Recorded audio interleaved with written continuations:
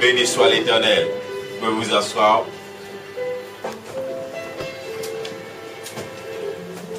Est-ce que vraiment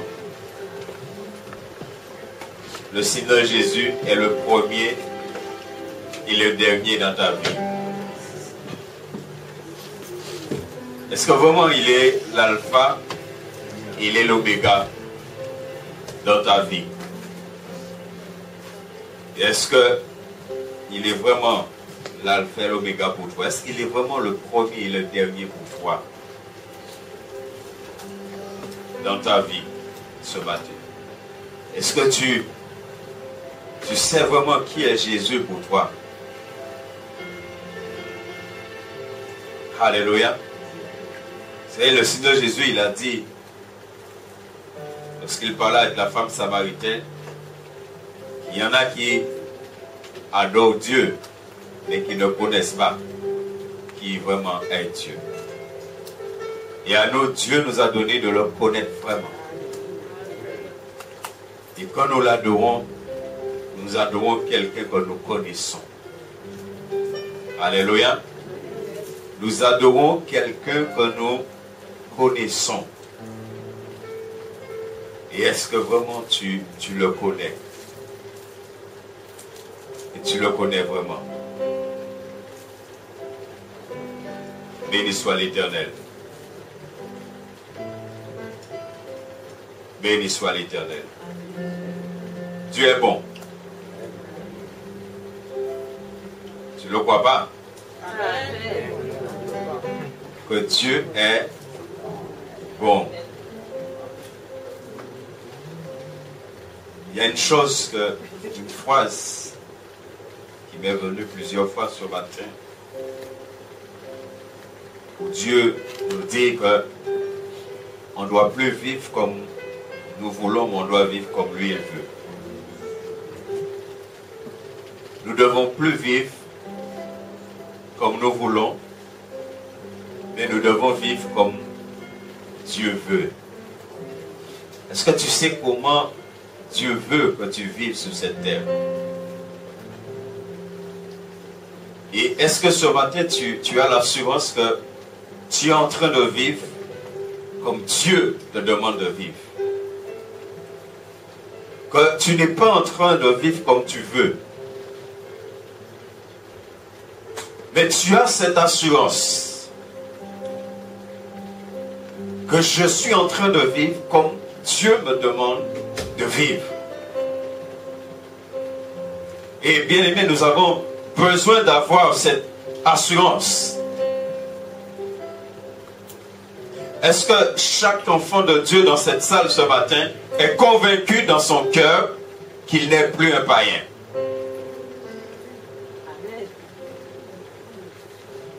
Est-ce que tu es convaincu au plus profond de toi que tu n'es plus un païen? Il fut un temps où tu étais un païen. Mais un jour, Dieu est venu et il a agi. Il est intervenu dans ta vie et il a mis fin à ta vie de païen. Combien de personnes sont rassurées de cela ce matin? Combien de personnes sont convaincues de cela ce matin? Combien de personnes dans ce lieu ce matin peuvent réellement dire que je ne suis plus un païen? Et quand tu dis tu n'es plus un païen, Dieu, il voit que tu n'es plus un païen. Alléluia. Est-ce que tu es convaincu de ça ce matin? Est-ce que tu es convaincu que ta vie de païen, ta vie de païenne a pris fin à un moment donné? Alléluia.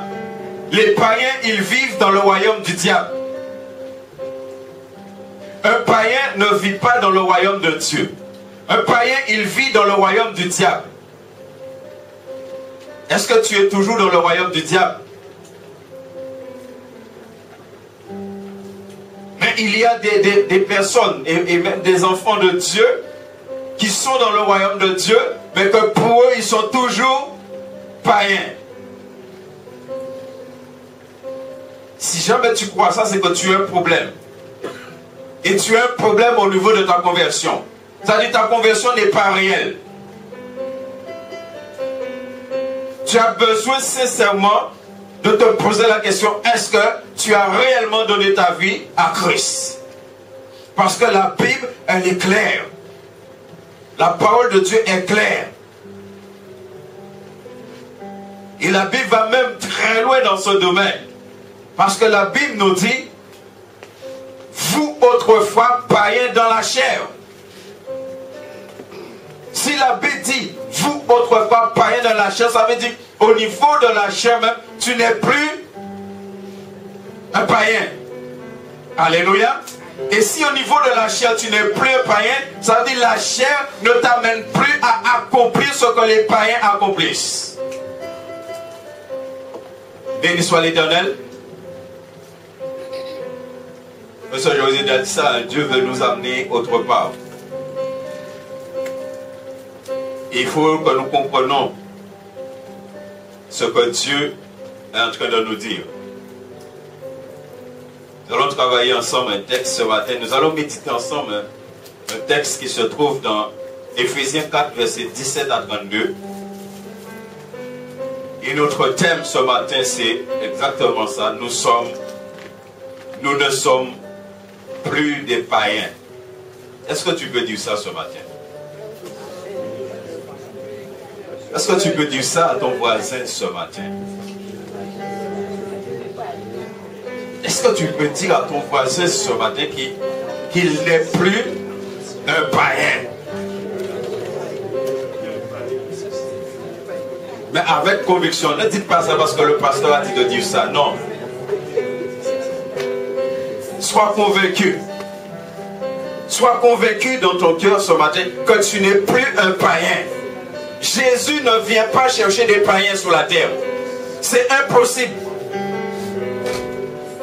Le Seigneur Jésus-Christ, il ne vient pas chercher des païens. Il vient chercher des personnes qui autrefois étaient païens et qui les a délivrés de cette vie. Il les a mis à part. C'est bien ce que le mot saint veut dire. Ça, je bénis Dieu beaucoup. Il m'a permis de faire un peu de théologie. C'est vrai, des fois, on lit des livres, on voit les théologiens. Quand ils utilisent un mot, ils disent tellement de choses concernant ce mot. Et quand on vient passer dans la vie pratique des chrétiens, on ne retrouve pas ce qui est dit par rapport au mot qui est décrit, qui est le mot qui est travaillé. On dit que le mot saint, ça veut dire mis à part. Ça veut dire que Dieu, il t'a mis. Ça veut dire que tu étais quelque part et Dieu t'a ôté là où tu étais et Dieu t'a mis. Alléluia. C'est ce que le mot saint veut dire. Béni soit l'Éternel. Tu étais dans un royaume, Dieu t'a enlevé et il t'a mis dans un autre royaume. Pourquoi on parle de nouvelle naissance? Pourquoi on dit que tous les chrétiens sont passés par la nouvelle naissance? Si tu es passé par la nouvelle naissance, ça veut dire qu'il y a quelque chose qui s'est passé. Alléluia. Mais si tu es né de nouveau, ça veut dire ce que tu étais avant d'être né de nouveau, tu n'es plus ça. Alléluia. Est-ce que vous êtes d'accord avec moi? Si tu es né de nouveau, ça veut dire ce que tu étais, ça a pris fin. Béni soit l'Éternel. Pour nous ressusciter, failli. Non, on va prendre les choses simples. Pour nous ressusciter, fait mon âme. C'est normal. Est-ce que nous sommes morts? Est-ce qu'un chrétien est mort? Donc si tu es mort, ça veut dire que tu n'es plus ce que tu étais avant. Parce que c'est important de comprendre ça. Hein? Voici donc ce que je dis et ce que je déclare dans l'heure. Paul dit, l'apôtre Paul dit ici, voici donc ce que je dis et ce que je déclare. Il est en train de parler avec toute son autorité apostolique en tant qu'apôtre. C'est-à-dire, ce n'est pas n'importe qui parle là. C'est quelqu'un qui a reçu une autorité. Et il est en train de parler avec autorité. Et qu'est-ce qu'il est en train de dire? Il est en train de dire, c'est que vous ne devez plus, quoi? Alléluia. Vous ne devez plus marcher comme les... C'est bien ce que vous lisez. Hein? C'est bien ce que vous lisez. Un enfant de Dieu ne doit plus... Alléluia. Un enfant de Dieu ne doit plus... Vous n'êtes pas convaincu de ça? Alors peut-être c'est parce que vous marchez toujours comme des païens. Non, il faut qu'on soit clair. Hein? Il faut qu'on soit clair. Si vous n'êtes pas convaincu, ça veut dire que vous êtes dedans. En ce qui me concerne, si vous n'êtes pas dedans, vous devez dire ça avec plus de conviction. Là, vous dites ça là comme si vous êtes endormi. Vous n'êtes pas endormi? Hein? Il dit, c'est que vous ne devez commencer à être réveillé. Vous commencez, c'est pas encore ça. Paul dit plus. N'est-ce pas? Paul dit plus. Là, on a Simoni font bité. Simona font bité. Et où dit Simona, en veut pas faire ça encore même. Quand tu dis ça à l'enfant, tu es en train de dire quoi?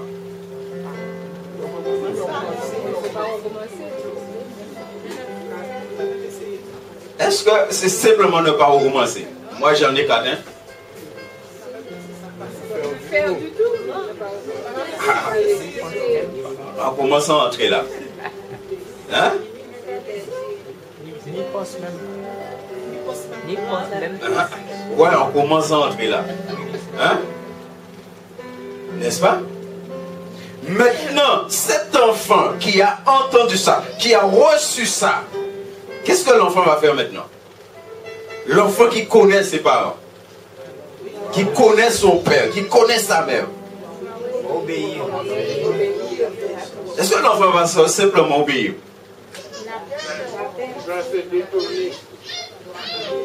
Pourquoi il va se détourner? Il y a une raison. Il aura peur de... Il aura? Ah, béni soit l'Éternel. Est-ce que nous pouvons marcher comme païens? En sachant que Jésus peut venir à n'importe quel moment. Si Jésus vient et il trouve que tu es en train de fonctionner, tu es en train de marcher comme un païen, qu'est-ce que Jésus va faire de toi? Bien-aimé, Dieu veut maintenant qu'on rentre dans la parole et qu'on saisisse ce que sa parole dit. Paul dit, avec toute l'autorité qu'il a reçue du Seigneur, en tant qu'apôtre, il dit aux chrétiens, c'est que vous ne devez plus marcher comme les païens. C'est-à-dire, Paul est en train de dire, ça c'est fini pour vous. C'est fini pour vous. Est-ce que quand tu t'es converti, quand tu as donné ta vie à Christ, pour toi, vivre comme un païen, c'est fini. Écoute, on dit ça à tout le monde, hein? Si vous avez reçu le vrai baptême par immersion, n'est-ce pas? C'est ce qu'on dit. Je renonce à Satan, à ses œuvres, je renonce au monde, n'est-ce pas? Je renonce au péché. Ça veut dire que tu es en train de dire que tu renonces à ta vie de païen. Cette vie-là, tu l'as abandonnée. Cette vie-là, tu l'as délaissée. Parce que tu as goûté à cette vie. Et tu sais ce que cette vie est. Béni soit l'Éternel. Le problème, c'est que beaucoup de personnes, on les a baptisées, mais on leur a pas dit ça. C'est pourquoi après leur baptême, on leur dit, écoute, ne t'inquiète pas, tu es toujours un pécheur. Ça veut dire que tu es toujours un païen. Ah, pour moi, ce qui me concerne, c'est clair. Si tu es toujours un pécheur, ça veut dire que tu es toujours un païen. Parce que c'est les païens qui pêchent. C'est les païens qui vivent dans le péché. C'est les païens qui désobéissent à Dieu. Et Paul dit, les païens qui marchent selon... Regardez comment les païens vivent. Les païens vivent selon la vanité de leur pensée. Et on n'a pas besoin tellement d'expliquer ça parce que nous étions tous des païens. Hein? N'est-ce pas? Nous savons ce que ça veut dire. La vanité de leur pensée là. Déjà même si vous parlez, mais tout ça vous voulez. N'est-ce pas? Vous parlez, hein? Mais tout ça vous voulez. Et c'est pour ça que les païens, ils ont jaloux même mon bobo qui est mal pensé. À cause de la vanité de leur pensée. Même mon bobo mal pensé, ils ont jaloux quand même. Parce que penser à eux, ils salissent souillés. Ils sont envieux. Tout ça, ils voient, ils veulent. Et c'est pourquoi il y a adultère, c'est pourquoi il y a fornication, il y a tout ça. Parce que tout ça, ils voient, ils veulent. Madame, là, il va trouver les gens pour qu'il habiller, qu'il va faire tout ce que va trouver belle, ils veulent. N'est-ce pas? La vanité de leur pensée. Verset 18. On va voir comment Paul est en train de décrire les païens. Il dit les païens, ils ont l'intelligence. Comment est l'intelligence d'un païen? C'est important. Hein? Tout à l'heure, on va entrer en tant qu'enfant de Dieu pour comprendre. C'est-à-dire, si tu es enfant de Dieu, tu es dans ça là, tu as un problème. C'est-à-dire, ce matin-là, donne ta vie à Christ. Donne ta vie à Christ. Ou alors, en tant qu'enfant de Dieu, arrête d'être un païen. Ils ont l'intelligence. Ouais, comment sont leur intelligence? Inouïe. Pas ni un brin de lumière à d'intelligence à eux. Il faut comprendre ça. Hein? Tout à l'heure, quand la Bible va nous parler de nous pour comprendre qui nous sommes. Il n'y a pas un brin de lumière dans leur intelligence. Leur intelligence est obscure. C'est pourquoi vous voyez des gens hyper instruits, diplômes, et vous regardez leur non-fonctionnement pour ne pas comprendre. Et vous commandez qui j'ai un monde qui est si intelligent, qui a fabriqué fusée, qui a fabriqué chaque 50 avion là, il a tonne quand on lève là, vous-même quand monter à l'avion là, qui a dormi pendant, on va dire qu'il a plein de tonnes, hein? Comment on pose une question, si ça tombe vers moi, et moi, quoi on flé, moi pas arriver à dormir à l'avion.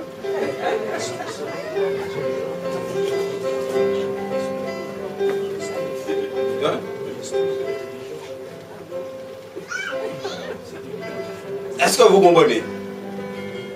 Mais aussi, si instruit, c'est qu'il est intelligent. Hein? Ah bon? C'est le monde qui a réussi l'école, c'est là où il va tricher. Mais si vous avez un bon mathématicien de taille, vous avez 20, c'est qu'il est intelligent. Est-ce que tu me comprends? Voilà. Ils sont instruits, mais ils sont intelligents. Non, on dit pas non intelligence, hein? Vous savez pourquoi l'homme, entre parenthèses, pourquoi l'homme n'utilise pas 100% de son cerveau? Parce que l'homme est devenu pécheur. Et je vais vous donner un exemple simple. C'est pourquoi des fois on ne réfléchit pas sur la parole de Dieu. Comment Adam a fait pour donner des noms à tous les animaux?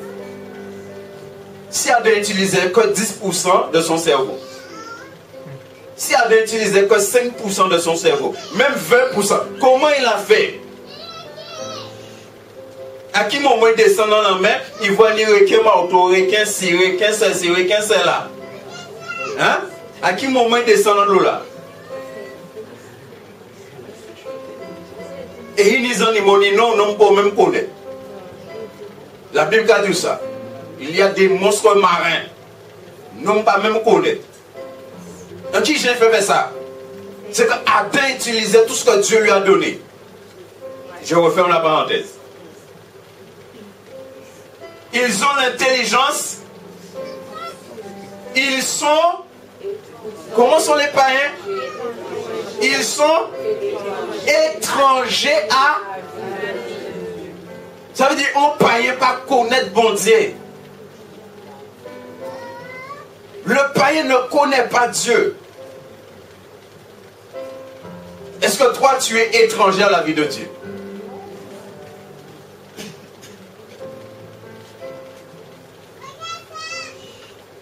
À cause de l'ignorance qui est en eux, à cause de l'endurcissement dans leur cœur. Est-ce que vous voyez à cause de deux choses? Deux choses qui font qu'ils sont étrangers à la vie de Dieu. L'ignorance et l'endurcissement du cœur. Il y a des chrétiens, leurs cœurs sont réellement endurcis. Et normalement, ton cœur ne doit pas être endurci parce que c'est les païens qui ont le cœur endurci. Un enfant de Dieu ne peut pas avoir un cœur endurci. Le cœur endurci, ça veut dire que tu entends la parole de Dieu. Il y a des choses dans ta vie qu'il faut changer, tu ne le fais pas. Ça, ton cœur est endurci. Ton cœur doit être un cœur lorsque ton cœur entend la parole descend dans ton cœur et la parole doit porter du fruit. Si la parole ne porte pas du fruit, c'est qu'il y a un problème dans ton cœur. Ça dit ton cœur, un cœur endurci, c'est un cœur qui résiste. C'est pourquoi quand tu vas vers ce païen-là pour lui prêcher l'évangile, il va résister. Et pour qu'il ne résiste pas, il faut que le Saint-Esprit intervienne dans son cœur. À ce moment-là, il ne peut plus résister. C'est ce que la Bible a dit, le Saint-Esprit convaincra. Il faut l'intervention divine pour que la parole pénètre. Quand nous allons en Actes des Apôtres, c'est ce qui est dit pour les dire. Au moment où les dits entendaient la parole, la Bible dit Dieu a ouvert. Il a ouvert l'intelligence. Et la parole a pénétré en elle et elle a été sauvée avec sa famille. Béni soit l'Éternel. Donc le païen est dans l'ignorance. Le païen est dans l'endurcissement du cœur. Comment après on peut qualifier un enfant de Dieu de païen? Verset 19. Ayant perdu tout sentiment. Ouais, comment est un païen? Tout sentiment. On va juste... Vous vous rendez compte?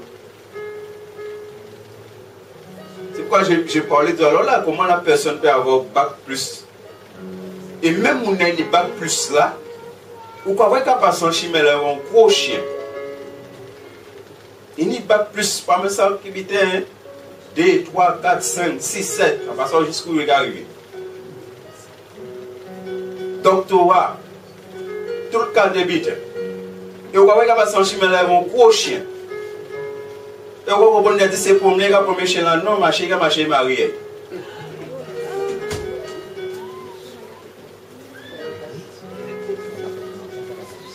Ni là au Canada, d'après 100 ans au Canada, là, il y a une loi que le monde être humain peut une relation avec bête. Une loi.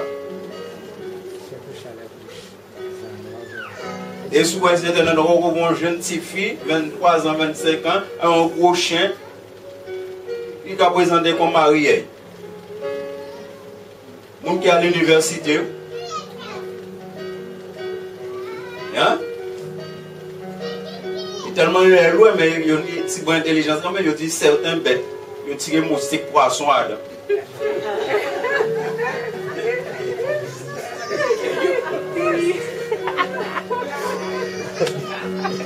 Ayant perdu sentiments. Ils se sont livrés à la... Ouais, c'est ça que je vous parle là.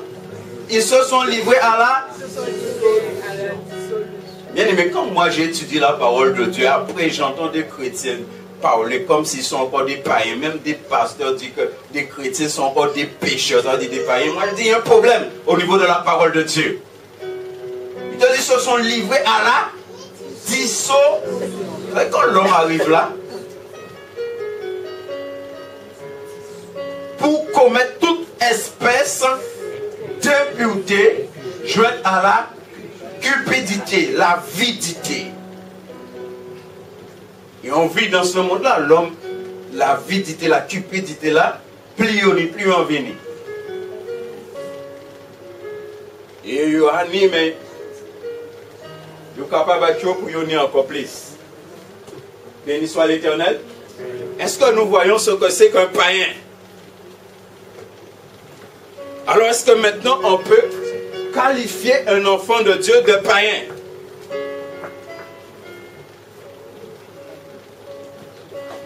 Vous êtes quoi ce matin? Est-ce que vous êtes sûr de ça?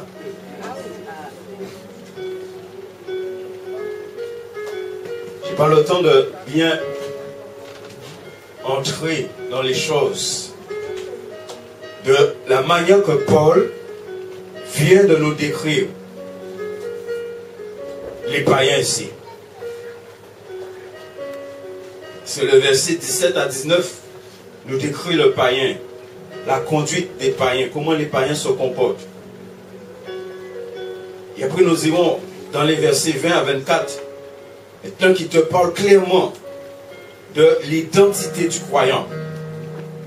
Et ayant reçu cette identité, à partir du verset 25 jusqu'à 32, maintenant, la Bible te dit maintenant, ayant reçu cette identité, n'étant plus un païen, et tu as reçu une nouvelle identité, maintenant il te dit comment tu dois vivre.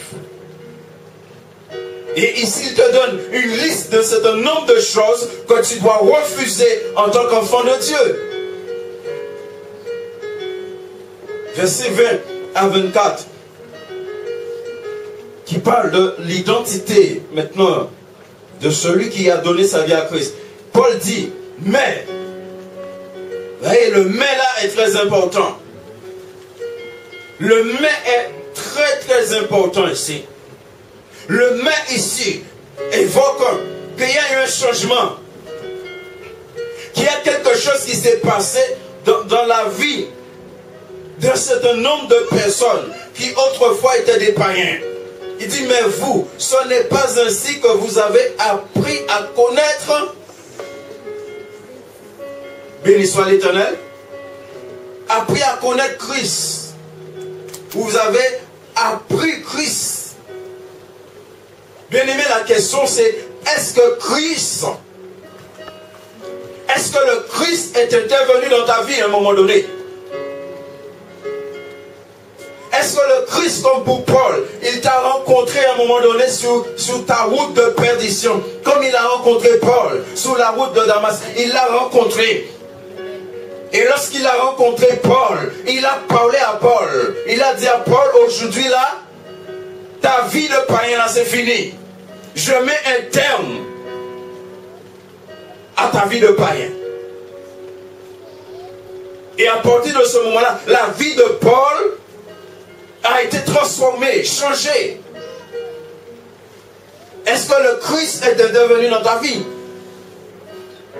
Est-ce que réellement Christ t'a rencontré? Est-ce que réellement tu as rencontré Christ? Est-ce que tu le connais vraiment? Et comment maintenant là tu apprends à le connaître?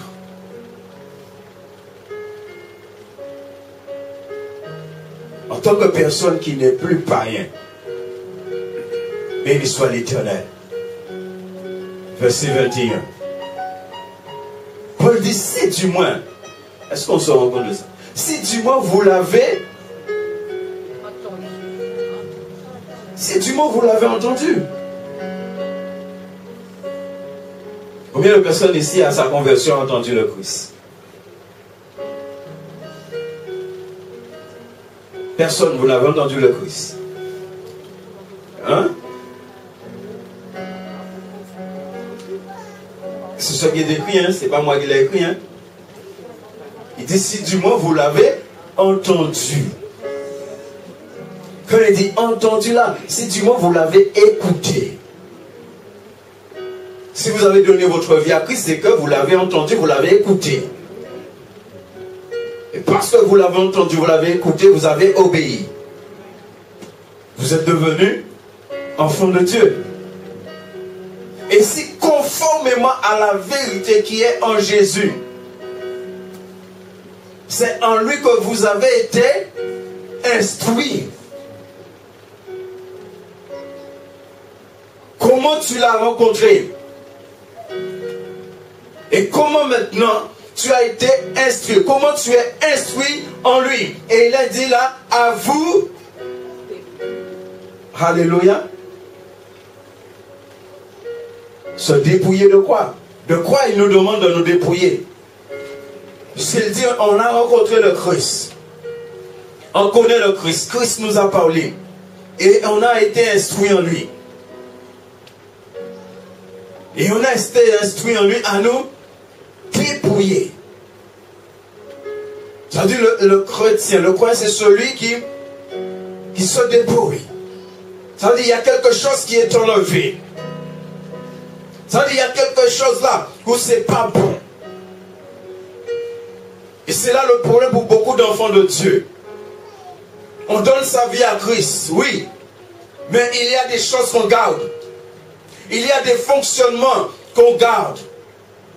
Il y a des raisonnements qu'on garde.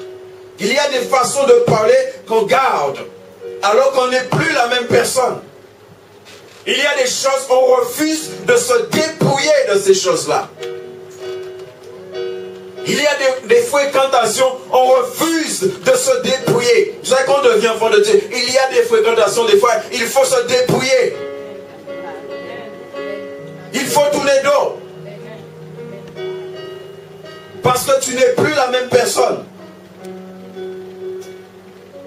Alléluia.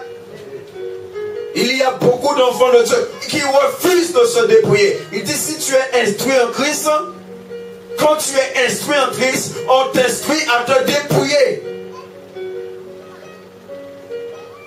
Béni soit l'Éternel.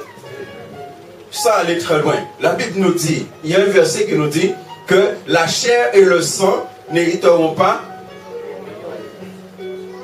Tout ça te montre pourquoi tu dois te dépouiller de toutes les œuvres de la chair. Parce que c'est un obstacle pour entrer dans le royaume de Dieu. Et il est en train de te dire qu'il faut un renouvellement pour entrer dans le royaume de Dieu. Nous ne pouvons pas entrer dans le royaume de Dieu comme nous sommes là. Et bien aimé, ce matin, tu dois regarder ta vie encore une fois devant la parole de Dieu. Et te dire, est-ce qu'il n'y a pas des choses du passé dont tu ne t'es pas dépouillé? Et parce que tu ne t'es pas dépouillé de cela, il y a des moments, et même des fois souvent, tu as un fonctionnement de païen. Tu parles comme un païen, tu raisonnes comme un païen, tu fonctionnes comme un païen. Parce qu'il y a quelque chose dans ta vie, ou il y a des choses dans ta vie, tu ne t'es pas dépouillé. Et peut-être que tu crois que ce n'est pas grave. Mais devant la parole de Dieu, tu dois constater que c'est grave. Tu dois te dépouiller. Il dit que tu es instruit en Christ. Quand tu reçois l'instruction, quand tu reçois la vérité de la parole, il doit y avoir un dépouillement qui se passe dans ta vie. Béni soit l'Éternel. Verset 22. Il dit, eu égard à votre... Regardez ce qu'il dit. Alléluia. Eu égard à votre vie, il est important ce matin. Je ne sais pas si j'irai jusqu'au bout. On a beaucoup de versets à voir. Il est important ce matin que tu saches clairement qui tu étais avant de connaître Christ. et que tu vois dans ta vie quelles sont les choses dont tu dois enlever. Il dit, eu égard à votre vie passée, tous ici nous avons eu une vie dans le royaume du diable. Tous ici nous avons un fonctionnement dans le royaume du diable. On a eu ça. Béni soit l'Éternel. Maintenant qu'on est passé dans le royaume de Dieu, un travail doit être fait. L'Esprit de Dieu fait un travail dans ta vie, mais toi aussi tu as un travail à faire. Des fois, il y a des enfants de Dieu qui disent « Ah, moi, toujours, t'es comme ça. » Il y a même des enfants de Dieu qui disent « Ah, c'est consent, y est. » C'est consent, y est. C'est consent qui est été. Il y a d'autres enfants de Dieu, quand tu viens avec la parole, leur amener la parole pour les exhorter, pas chercher à changer moins.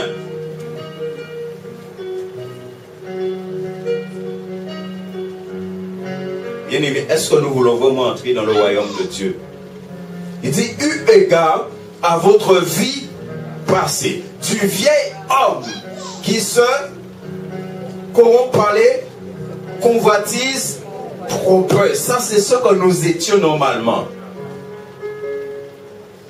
Nous étions dans le vieil homme. Le vieil homme nous amenait dans les convoitises trompeuses, dans toutes les choses mauvaises qu'on a vues, qu'on va voir encore un certain nombre de choses. Ça, c'est là où le vieil homme nous amenait. C'est là où nous étions. C'est pourquoi Romains 6,6 dit que le vieil homme a été crucifié avec Christ. Ça veut dire, c'est comment je me suis dépouillé des œuvres du vieil homme. Verset 23. À être. Qu'est-ce qu'il dit ici? Et souvenez-vous ce que nous avons dit tout à l'heure là pour le païen. Comment l'intelligence du païen fonctionne. Comment l'intelligence du païen est. On nous dit c'est obscur, c'est. N'est-ce pas? C'est noir. Et maintenant il nous dit pour nous en tant qu'enfants de Dieu, il dit être renouvelé dans l'esprit de votre. Béni soit l'Éternel. Comment est l'esprit, l'intelligence de l'enfant de Dieu maintenant? Alléluia. Mon intelligence a été renouvelée. Si mon intelligence a été renouvelée, ça veut dire que je n'ai plus l'intelligence que j'avais avant. Avant, j'avais une intelligence qui m'amenait à prendre plaisir dans le péché, à prendre plaisir dans les choses du vieil homme. Mais maintenant, Dieu m'a doté d'une autre intelligence. J'ai reçu une intelligence qui vient d'en haut. J'ai reçu une intelligence qui vient de Dieu. Parce que le Saint-Esprit est venu habiter dans mon esprit. Quand le péché est venu habiter dans l'esprit de l'homme, dans le cœur de l'homme, le péché a souillé l'intelligence de l'homme. Et c'est pourquoi nous venons de prendre des exemples. Des personnes effectivement avec beaucoup de diplômes font des choses. On dit mon nom, c'est mettre mes tête. N'est-ce pas? Mais maintenant, en tant qu'enfant de Dieu, tu n'as plus cette intelligence-là. Et frère, ça c'est important de comprendre. Ça veut dire que maintenant tu ne peux plus prendre plaisir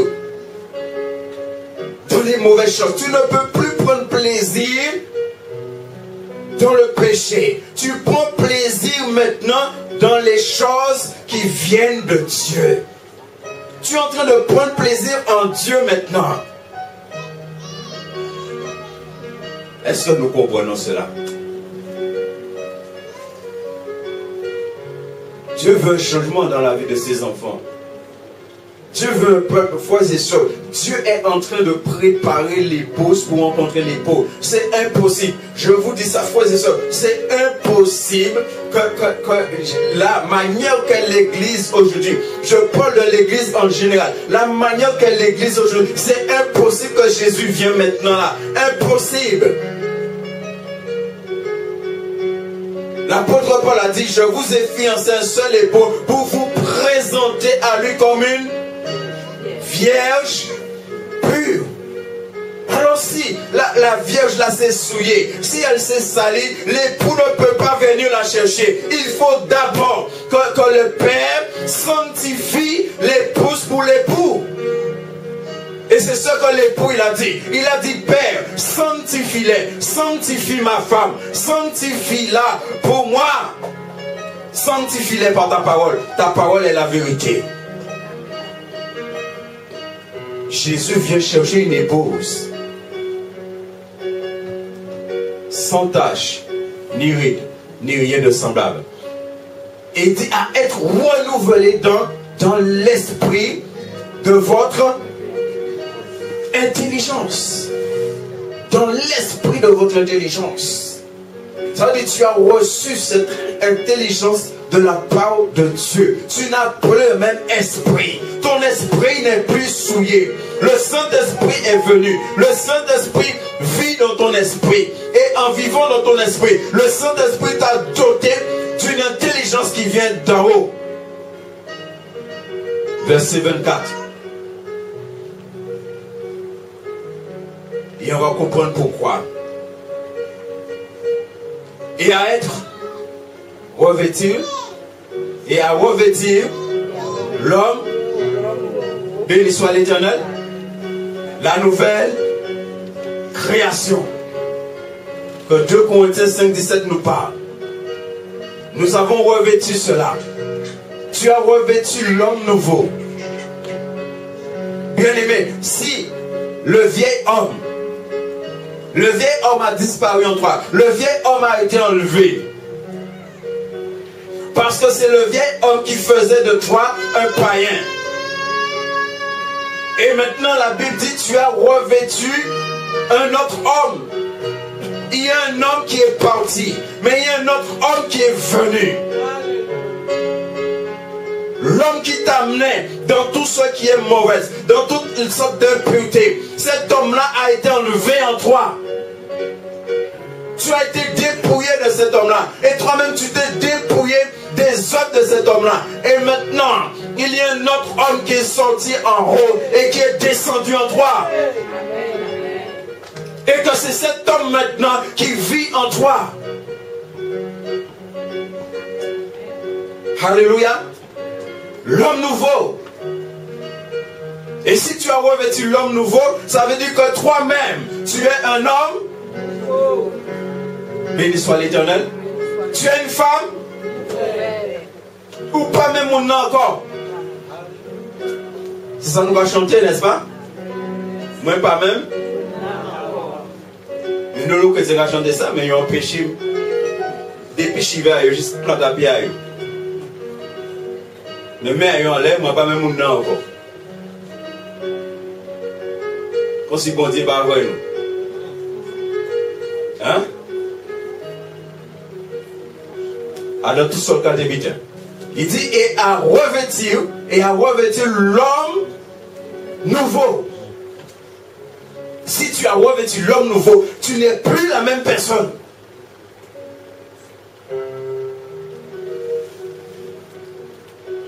Alléluia. Et l'homme nouveau, comment il est? Comment est l'homme nouveau? Il est créé. Alléluia. Béni soit l'Éternel. L'homme nouveau est créé selon Dieu. Lorsque l'homme a péché, lorsqu'Adam a péché, Adam a perdu quelque chose. Dieu a créé l'homme à son image, à sa ressemblance. Mais à cause du péché, l'homme a perdu cela. l'homme dans son fonctionnement ne ressemble plus à Dieu. Avant qu'Adam ait péché, Adam ressemblait à Dieu. C'est pourquoi Dieu n'avait pas de problème à venir, à rencontrer Adam, parler avec Adam. Adam ressemblait à Dieu. C'est pourquoi quand Adam a péché, Adam fuit la présence de Dieu. Ce qui veut dire que maintenant, l'homme nouveau est venu pour ramener l'image de Dieu en nous. Nous avons retrouvé l'image de Dieu. Aujourd'hui, quand Dieu nous regarde, il voit lui en nous. Béni soit l'Éternel. Et Paul a compris ça. Paul dit, ce n'est plus moi qui vis. Ça dit, quand Dieu le regarde, Dieu lui voit Christ. Béni soit l'Éternel. Il dit que l'homme nouveau, créé selon Dieu, c'est Dieu qui l'a créé. Tu as quelque chose en toi que Dieu a créé et qu'il a mis en toi. Quelque chose que le péché a enlevé. Dans une justice et une sainteté. C'est-à-dire comment maintenant est l'homme nouveau en toi? L'homme nouveau, il est juste et il est saint. Et qu'est-ce qui produit cela? Le Christ. La vérité. La vérité. Alléluia. Bien-aimé, comment maintenant nous sommes restés le plus saints possible? Comment maintenant je peux dire que je suis toujours un païen? L'homme nouveau est venu rétablir quelque chose dans la vie des hommes et des femmes que nous sommes. L'homme nouveau est venu rétablir la vérité qui est en Christ. C'est pourquoi au début il a parlé que si réellement on a connu Christ, si du monde a entendu parler de lui, on a été instruit, l'homme nouveau est venu rétablir en nous la vérité qui est en Christ. Ce qui veut dire que maintenant, vous et moi, nous menons une vie de vérité.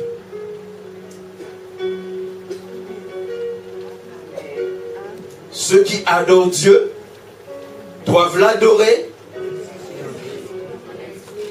Sans l'homme nouveau en toi, tu ne peux pas adorer Dieu. Tu ne peux pas être un véritable adorateur de Dieu. L'homme nouveau là est venu rétablir cela en toi. Il est venu pour te donner une vie basée sur la vérité. Que tu vis dans la vérité. Tu pratiques la vérité. Il est venu rétablir cela en toi. Parce que l'homme a perdu cela dans le jardin d'Éden. C'est le mensonge qui est entré dans l'homme. Ça veut dire, bien aimé, maintenant si on va très loin, ça veut dire que ta vie doit être claire devant Dieu. Ça veut dire que tu ne peux pas être un hypocrite. Tu ne peux pas faire faux semblant devant Dieu. De toute façon, Dieu il voit tout. Et il connaît tout. Tu dois être vrai devant la face de Dieu. Parce que tu as revêtu l'homme nouveau. Et il est venu pour rétablir la vérité en toi. Et lorsqu'il rétablit la vérité en toi, ça veut dire maintenant, tu vis selon la vérité qui a été rétablie en toi. Pourquoi? Parce que le diable est venu et le diable a mis le mensonge dans l'homme. Et lorsque le diable a mis le mensonge dans l'homme, l'homme a commencé à vivre dans le mensonge. Est-ce que nous comprenons cela? Avant de connaître que ça va être sa vie en nous. Hein?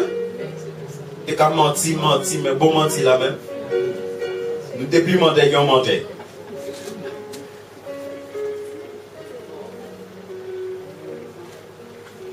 N'est-ce pas? Le diable est venu, le diable a enlevé la vérité dans l'homme et le diable a mis le mensonge. À ce moment-là, l'homme est devenu un menteur. C'est pourquoi la Bible dit, frères et sœurs, que les menteurs n'hériteront point le royaume du diable, le royaume de Dieu. C'est pourquoi Jésus a dit, vous avez pour père le diable, parce que le diable ment dès le commencement. Et cela nous amène maintenant, frères et sœurs, à comprendre que vous et moi, nous sommes condamnés à avoir une vie vraie devant Dieu. Je suis condamné à ça. L'homme nouveau est venu rétablir la vérité en moi. Il est venu mettre la vérité en moi. Et maintenant, je dois vivre selon cette vérité qui est en moi. Ça dit, je dois vivre selon l'homme nouveau. Et comment l'homme nouveau est en toi? Et tu vis selon le vieil homme. Quand on dit à un enfant de Dieu qu'il est toujours un pécheur, ça veut dire que c'est toujours le vieil homme qui vit en lui. Et c'est pourquoi il y a des personnes et même des pasteurs qui consolent les gens. Ils consolent les gens dans leur péché. Si vous voulez quelqu'un pour vous consoler dans vos pas, vivre moins. Je vous ai dit ça, moi, mais c'est gourmand là, vous m'aimez entrer. Alors, on ne peut pas goumer et vous pas goumer. Si vous voulez entrer même gens qui moi, il faut goumer même gens qui moi. Si vous cachez chez monde pour consoler dans le péché, vous ne pas vivre vraiment. De toute façon, il y en a qui me connaissent bien, bien, et à la fin, on va vous verser. Et ça vous laisse, ça vous fait. Béni soit l'Éternel. L'homme nouveau est venu pour rétablir la vérité. Et maintenant, tu dois vivre selon la vérité. C'est pourquoi Paul vient de présenter deux choses. Il vient de te présenter le païen. Il vient de te présenter comment est le païen. Versets 17 à 19. Il t'a présenté maintenant, verset 20 à 24, comment est le chrétien. Et maintenant, il va te mettre devant un choix. Et c'est pourquoi, verset 25, maintenant, il te dit, c'est pourquoi. Alléluia. Parce que tu n'es plus païen. Parce que tu as revêtu l'homme nouveau, il te dit maintenant, c'est pourquoi maintenant. Tu n'es plus païen. Tu es un enfant de Dieu. Tu as revêtu l'homme nouveau. Tu t'es dépouillé du vieil homme. Et maintenant, il te dit, c'est pourquoi. Regardez la première des choses que Paul dit, qu'on vient de parler. Il dit, c'est pourquoi. Alléluia. Renoncer au mensonge. Il faut poser la question, est-ce que tout chrétien savent ça est mensonge? Mensonge, ce n'est pas en parole seulement. Mensonge, c'est là où pendant 6 semaines, ou pas vivre comme on dit, de l'aide, dimanche, quoi, venir à la mer en l'air.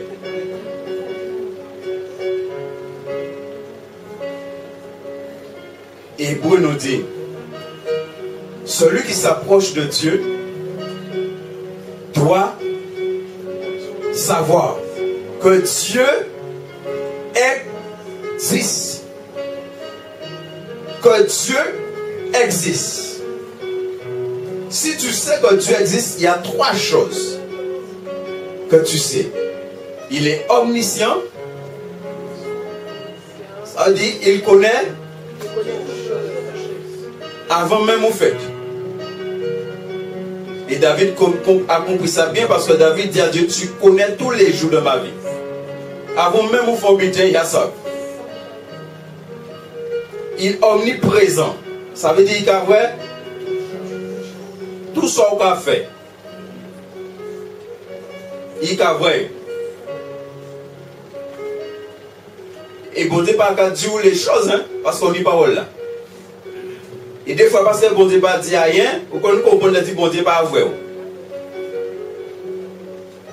Comme mon frère a dit, il a voir un leader, on fumé dans la nuit. Ouais. Voilà. On vous met noir, on l'enroche noir, dans la nuit noire. Bon Dieu qu'a voyé, vous pouvez vous mis là. Hein? Mais bon Dieu qu'a voyé là. N'est-ce pas? Et si bon Dieu qu'a voyé là vient quand on a la Fumila qu'a fait comme si bon Dieu pas voyé. Fumila, il donne la vérité ou il donne le mensonge? Hein? Et puis il y a des chrétiens comme ça qui pensent que Dieu ne les voit pas, que Dieu ne voit pas ce qu'ils font, que Dieu n'entend pas ce qu'ils disent. Et tu viens dans la présence de Dieu comme si Dieu ne sait rien. Tu es menteur à ce moment-là. Il dit renoncer au mensonge. C'est pourquoi on a vu que l'homme nouveau est venu pour rétablir la vérité dans ta vie, pour t'amener à être vrai avec Dieu. Pas avec le pasteur Galim. C'est Goumara Goumé. Et souvent, mon ciel là, c'est pas la peine de crier, moi, pas siffler, moi, rien, parce que ma bébé va rien voir. Un bébé qui va rien voir. L'église catholique dit que oui, Pierre ou clé. Et ce qu'on dit, des gens là, comme de l'argent, c'est OK, parce que Pierre ou clé. Il y a Pierre au monnaie, Pierre est ouvert. Parce que Dieu Père, c'est Pierre qui est clé là. Elle dit Pierre, mis en 1000 euros, Pierre est ouvert.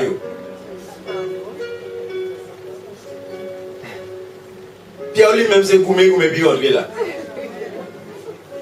Et là, il va au là, c'est seul qui dit bon Dieu merci.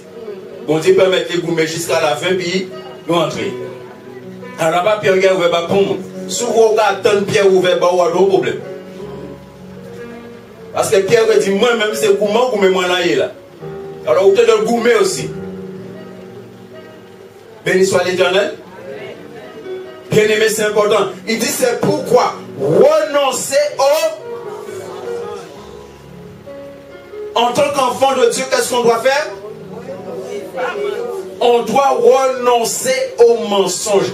On doit renoncer à avoir une vie qui n'est pas conforme à la volonté de Dieu. On doit renoncer à une vie hypocrite devant la face de Dieu. Parce que Dieu nous connaît. Béni soit l'Éternel.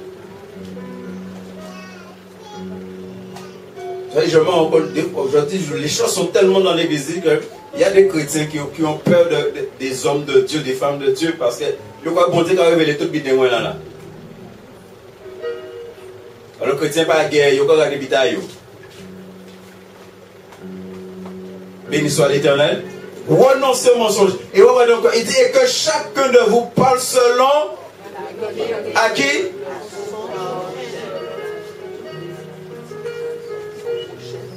Béni soit l'Éternel. Est-ce que nous comprenons? Mais si dans ta tête tu es un païen, pour toi le mensonge devient quelque chose de normal, de naturel. Et vous pouvez venir parler de passer là, on va raconter passer la bonne blague. Parce qu'on n'est pas bon Dieu. Hein? Vous savez, des fois, ce n'est pas parce que le serviteur de Dieu ne vous dit rien qui passe à quoi on va mentir.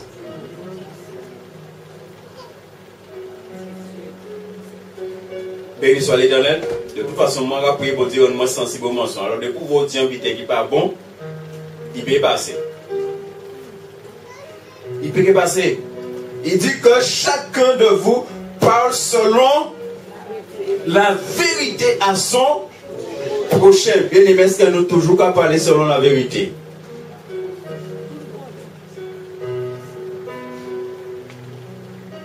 On ne va pas prendre des choses difficiles, on va prendre des choses simples. Ça pas caille. On fait un serment de comment vas-tu? Ça va bien par la grâce de Dieu. Vous dites la vérité ou bien vous mentez? Ça pas qu'elle va dire bon ça va pas et j'ai pas envie d'en parler. C'est terminé. Mais tu as été vrai. Tu as été vrai. Ça ne va pas, j'ai pas envie d'en parler. On ne va pas vous parler, hein? Surtout pas moi. En plus, bon, solution par la grâce de Dieu, mais si vous ne voulez pas parler, ça c'est vous. Mais sois vrai. Ça ne va pas, Mais j'ai pas envie d'en parler. Mais on va dire, ah, ça va, tout va bien. Et je me dis ce matin, faites attention avec le mot grâce. Parce que la grâce, eh bien, tout va bien par la grâce. Eh bien, si tout va bien par la grâce, pourquoi avoir de problème alors? Pourquoi bon Dieu va maintenant en situation difficile? Hein?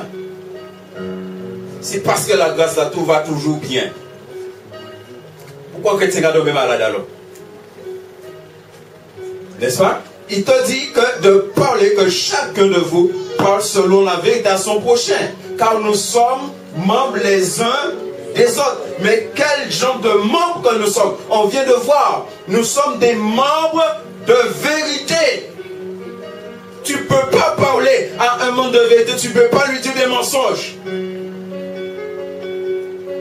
Parce que tu peux l'amener lui-même à être le menteur. Parce que du moins tout va bien par la grâce. Encore on contrôle, dit là, comment va la soeur? Ah, mais ça va bien par la grâce. M'a menti. M'a menti parce qu'on menti pas moi. Alors que nous sommes. Moi je bénis Dieu et qu'après nous, c'est simple. On dit que c'est compliqué, chrétien qui a réfléchi. Non, on va prendre le plus simple possible. Vous comprenez? On mentit, paye parce que vous mentez pas moi. Si tu dis moi la vérité, on te dit, oh ça va pas pour elle, mais elle ne veut pas en parler. On dit la vérité. Parce que du moins la vérité. Alléluia. Car nous sommes membres les uns des autres. Nous sommes des membres de vérité. Parce que l'homme nouveau habite en la vérité habite en nous. Parce que l'homme nouveau a été créé à l'image de Dieu. Dieu c'est la vérité. Donc toi tu dois toujours être vrai. Et ne pas être menteur. Le mensonge vient du diable. Quand tu es menteur, tu es enfant du diable. Quand tu mens, c'est le diable que tu donnes accès. Béni soit l'Éternel. Est-ce que nous comprenons ça? Verset 26. Ça c'est la première chose qu'on doit rejeter. Deuxième chose. Il dit si vous vous mettez en colère. Juste entre parenthèses, vous voyez bien c'est marqué là. Moi j'ai déjà entendu des hommes, des pasteurs dire que oui, un chrétien ne peut pas faire colère, bitin. Mais regardez ce qui est écrit dans la Bible. C'est pourquoi il faut toujours qu'on puisse dire les choses selon ce qui est écrit dans la Bible. De toute façon, la Bible a parlé, pas même simplement de colère, bonté, elle parle de la fureur de Dieu. C'est encore plus que la colère. Et de toute façon, on vient de voir que l'homme nouveau amène la justice et la sainteté. Un chrétien, quand il est face à l'injustice, il n'accepte pas ça. N'est-ce pas? Il dit, si vous vous mettez en colère, ça peut arriver. Vous pouvez mettre vous en colère pour telle ou telle raison. Il dit à ce moment-là, c'est-à-dire à la colère là, fais attention. Parce que Jésus entre en temple là, les vrais gens qui ont fait bitin, ils chale quand Jésus manifesté là. Mais Jésus n'a pas péché. Il dit comme ça, la maison de mon père doit être une maison de prière. Vous en avez fait une caverne de... Et qu'a dit que le soleil ne se... Deuxième chose pour ne pas permettre en tant que enfant de Dieu, que le soleil ne se couche pas sur votre colère. Nous partons dans le premier, là, mensonge. Est-ce que nous avons dans le deuxième, là? Mes frères et sœurs, là, vous mettez en colère pendant la journée, là, les soirs vont dormir, pas ni colère encore. Hein? Ni chrétien, 6 semaines de colère, 2 semaines de colère, 1 mois de colère. Hein? Vous savez pourquoi la Bible dit de ne pas aller se coucher avec la colère? Parce que là où on va dormir, si on dormit avec la colère, qui je me dis qu'on va veiller ici? Et comme on va dormir? Là où mon gars dormi, voler rentrer. Ou pas vrai? Qu'est-ce que diable? Eh bien, vous pouvez dormir quand on fait. Bon, super poilou. Hein? Vous pouvez ronfler, pendant qu'on ronfle, bon colère dedans. Et diable va venir, diable ça venir coller. Qu'est-ce que diable va faire? Et la colère, c'est une grande porte pour que les esprits entrent. Ils peuvent entrer. C'est pour ça que le monde qui a dormi avec colère là, il a dormi bien avec colère. Là, il lever le matin, il va lever mal tête. Et il va prendre un bon cachet. Là, ça, l'esprit entre là pendant la nuit, là, la tête il va péter, il va prendre un cachet pour calmer l'esprit. Faites attention à ça. Deuxième chose, il dit que le soleil ne se couche pas sur votre en tant qu'enfant de Dieu.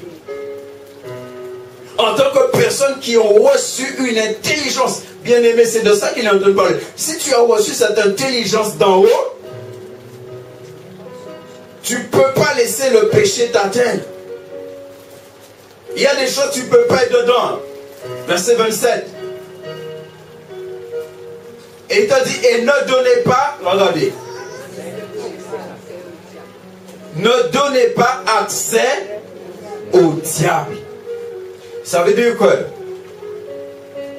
dans le grec, littéralement, c'est accueillir. Accueillir le diable.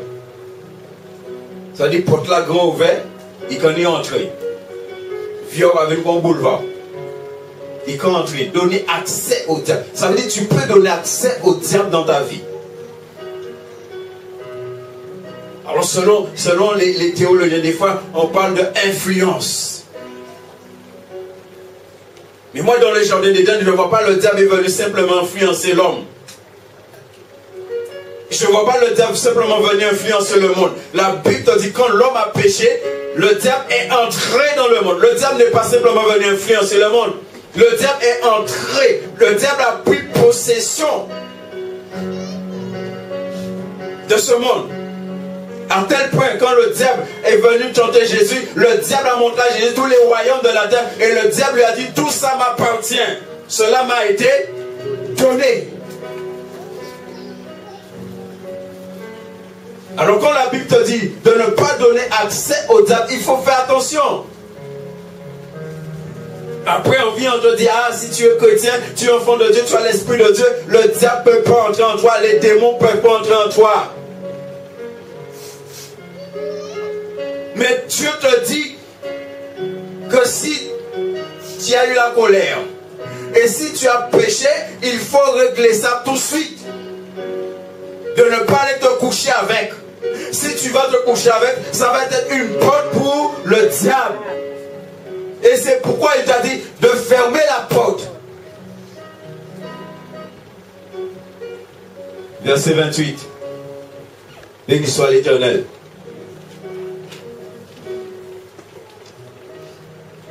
Que celui qui dérobait ne dérobe plus. Ça veut dire dérober.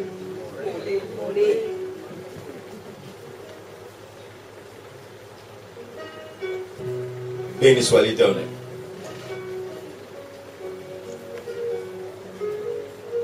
Tu dois te poser des questions ce matin. Est-ce que tu voles pas Dieu?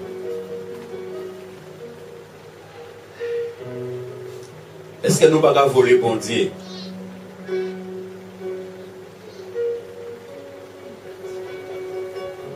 Je ne veux même pas trop entrer dans ça. Est-ce que tu donnes à Dieu vraiment tout ce que Dieu attend de toi? Est-ce que chaque jour tu donnes à Dieu son temps, le temps qui doit lui être consacré? Ou est-ce que tu dérobes le temps de Dieu? Tu donnes le temps de Dieu à autre chose. C'est-à-dire tu laisses autre chose dérober le temps qui appartient à Dieu. Il dit que celui qui dérobe ne dérobe plus. Les païens, ce sont les gens qui n'ont pas de temps pour Dieu. Et des fois on dit que nous sommes enfants de Dieu, mais on n'a pas le temps pour Dieu.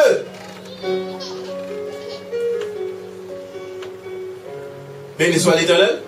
Je suis content, je suis enfant de Dieu, mais je n'ai pas de temps pour Dieu. Ou je donne très peu de temps à Dieu. Je laisse d'autres choses de ce monde, dans le monde des païens. Je laisse les choses de ce monde de païens dérober le temps que je dois donner à Dieu. Mais pour moi, à mes yeux, je ne suis pas voleur, hein, je ne suis pas celui qui dérobe. Hein. Je vais fermer la parenthèse. Je ne vais pas trop rentrer dans ça parce que ça va nous amener loin. Et puis le dimanche prochain, on sera qu'à 5 ici.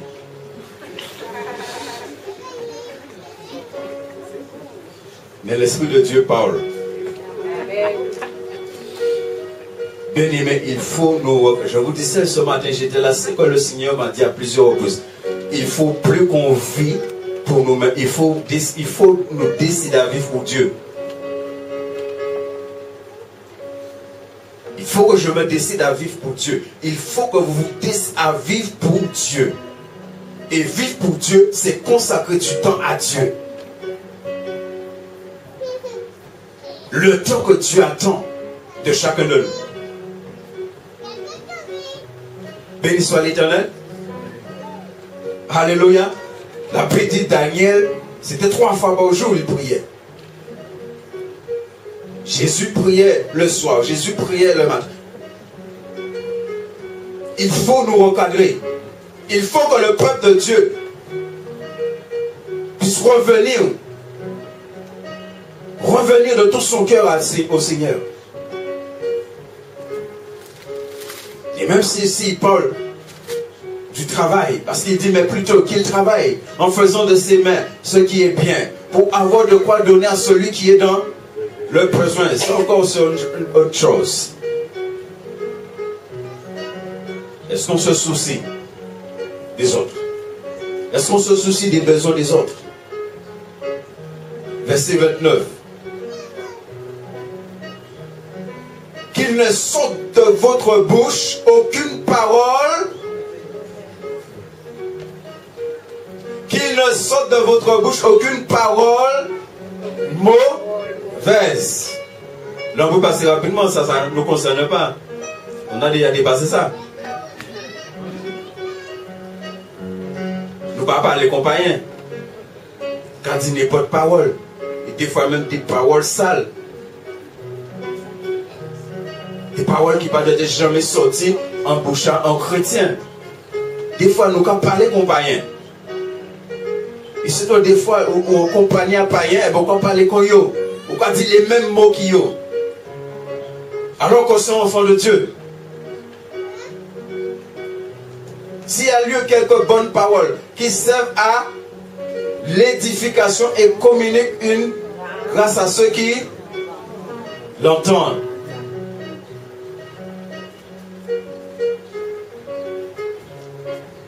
Mais béni soit l'Éternel. Il n'y a pas de chrétien dans la médisance. Hein? Il n'y a pas de chrétien dans la médisance. Il n'y a pas de chrétiens qui vont chez d'autres chrétiens et qui cabaillent sur d'autres mondes. C'est de ça qu'il parle là. Hein? Quand tu vas chez un frère, quand tu vas chez une soeur, c'est pour vous édifier. C'est pour vous édifier l'un et l'autre. C'est pas pour raconter des testimonies. C'est pas pour mal parler monde. Non, c'est pour s'édifier. Verset 30. N'attristez pas le Saint-Esprit de Dieu par lequel vous avez été scellés pour le jour de la rédemption.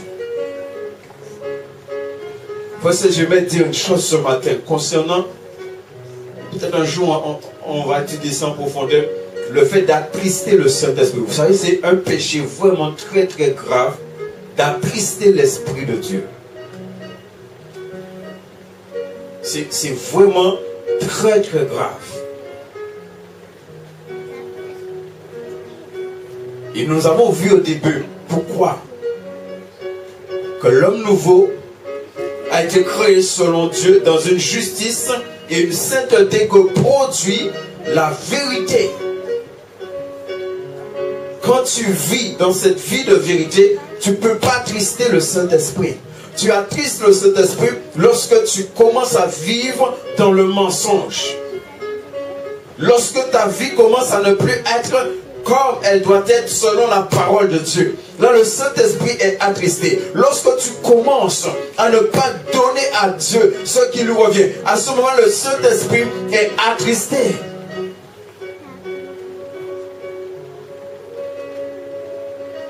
Bien-aimé, il faut nous positionner clairement. Verset 31. Que toute amertume, toute animosité, toute colère, toute clameur, toute calomnie et toute espèce de méchanceté. Où ça? Est-ce que vous avez déjà compris pourquoi? Parce qu'on n'a pas le temps de s'arrêter en détail sur chaque chose. Mais pourquoi? Paul a dit c'est pourquoi. Pourquoi il est en train de nous dire ça là? L'église c'est un peuple vrai. L'église c'est un peuple qui vit dans la vérité. L'église c'est un peuple qui professe la vérité. L'église c'est un peuple que lorsque les gens voient que ce sont des gens vrais. Il y a des personnes qui ne veulent pas avoir affaire à des chrétiens. Tellement il y en a. Je connais quelqu'un, et pourtant il était diacre dans l'église. Et c'est un chef d'entreprise. C'est un diacre. Là, vous montez qu'à voir, il a dit, mais beaucoup là arrivé. C'était ça son témoignage. Beaucoup là arrivé. Parce qu'il parlait n'importe comment, il faisait n'importe quoi. Il a dit, beaucoup là.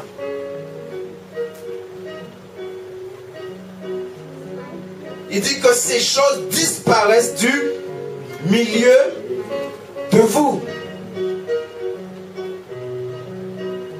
Alléluia. Dans ma version, il dit que cela soit ôté du milieu de vous. C'est-à-dire que ces choses-là ne doivent pas se retrouver. Et pourtant, on a amertume dans l'église. Il y a des gens qui sont remplis d'amertume dans l'église. Parce que dans l'église, il y a des gens qui refusent de pardonner. Et quand tu refuses de pardonner, il y a l'amertume, il y a la rancune, il y a l'animosité qui rentre dans ton cœur. Il y a la haine qui rentre dans ton cœur. Et il te dit là que ces choses-là ne doivent pas se trouver dans l'église. Je ne parle pas du bâtiment. Je parle de la maison de Dieu. Depuis dans l'Ancien Testament, il a été dit que la sainteté convient. Alléluia. La sainteté convient à ta maison. Alors quand il y a amertume dans ta vie, animosité dans ta vie, colère dans ta vie, clameur, calomnie, mal parler monde, calomnier monde. Et même il est chrétien méchant. Hein? Il est chrétien méchant. Faut ce que nous comprenons. Et maintenant, il y a de ceux qui prêchent à ces personnes et font croire à ces personnes que Jésus va venir et ils iront au ciel. Et la Bible te dit que ces choses-là, il dit soit ôté. Parce que tu as revêtu l'homme nouveau. Et dans l'homme nouveau, il n'y a pas ça. Ça, ce sont les païens. C'est les païens qui sont dans l'amertume. C'est les païens qui sont dans l'animosité. C'est les païens qui sont dans la colère. C'est les païens qui sont dans la clameur. C'est les païens qui sont dans les calomnies. C'est les païens qui fonctionnent comme ça. Le peuple de Dieu ne fonctionne pas comme ça. Si tu as ça dans ta vie ce matin, réglez. Réglez ça. Réglez avec bon Dieu. Pas vraiment réglez bon Dieu. Après moi, je vais chercher, je vais chercher. Réglez ça avec mon nègre, je vais chercher là. L'on voit que vient chercher, c'est puis pas trouver ça donc. Alléluia. Mais on a enseigné, on a prêché à beaucoup d'enfants de Dieu qui sont dans sa foi. Je connais une soeur, 30 ans, on m'a fait inviter, 30 ans, on m'a fait inviter. Il a dit, en péché, Jean pardonné. Il dit, devant moi, il dit, moi ça, il raconte moi ça, il fait. Il dit, moi, en péché, Jean pardonné. Et là, on va ni parler, pas ni pour mon qui entre en royaume, bon Dieu, avant.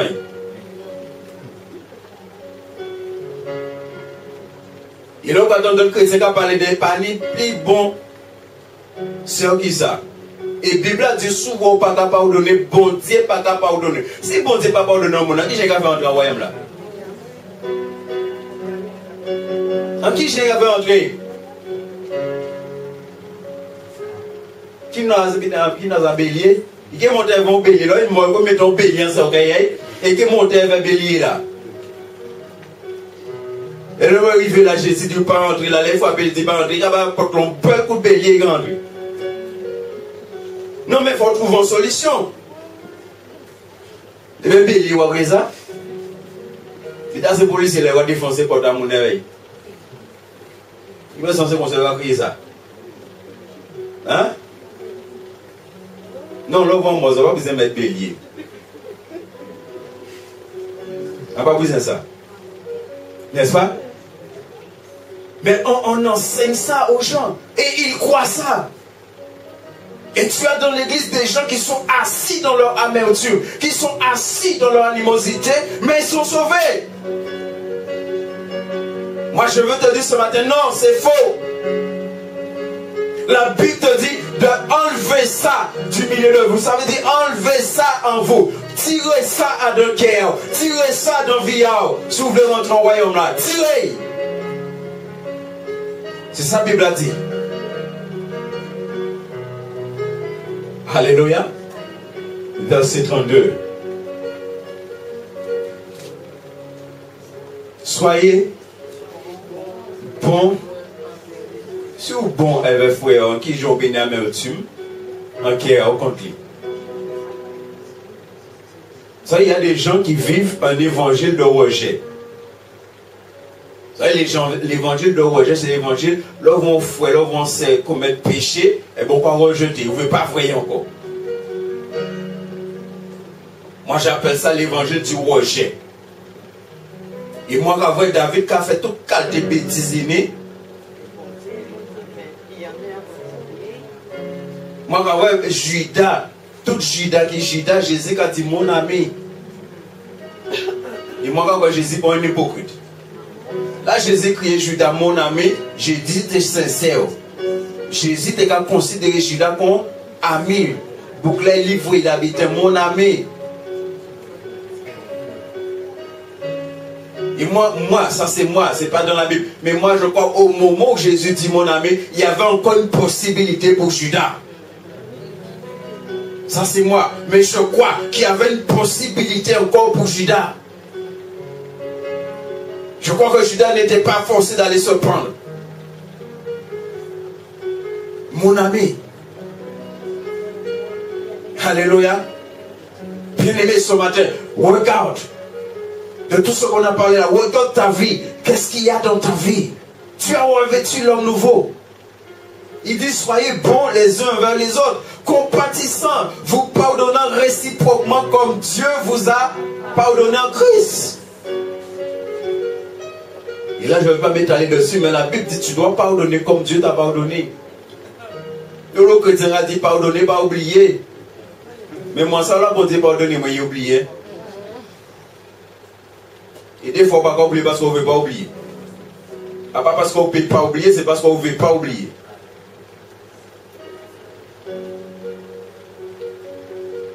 Il dit de pardonner, même Jean bon Dieu pardonner. Des fois, nous ne disons pas pardonner, mais nous ne pas veiller avant un seul onzier. Et des fois, nous avons fait en te ça ou ça. Vous pardonnez, mais on te ça ou ça. Vous pardonnez, mais on te ça vidéo a commencé. Et là, Jésus dit combien de fois? La Pierre, il dit combien de fois? Est-ce que c'est 7 fois? Jésus dit non, non, Pierre, bon, t'expliques combien bien. Vous ça comptez, Pierre, ou son péché? Non, maman, péché, ça compte. Que pas Jean Gabin mon nom en plus.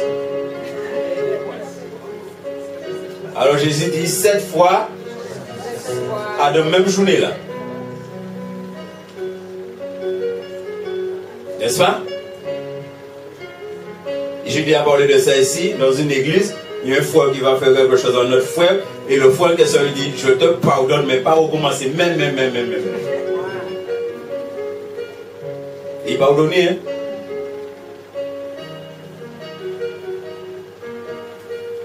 Bien aimé. Regarde ta vie ce matin. Moi je crois, trop longtemps Dieu a vu que on a dit un certain nombre de choses à ses enfants. Et le fait que le Seigneur Jésus revient bientôt. Dieu est en train de nous dire, nous ne faisons plus partie du monde des païens.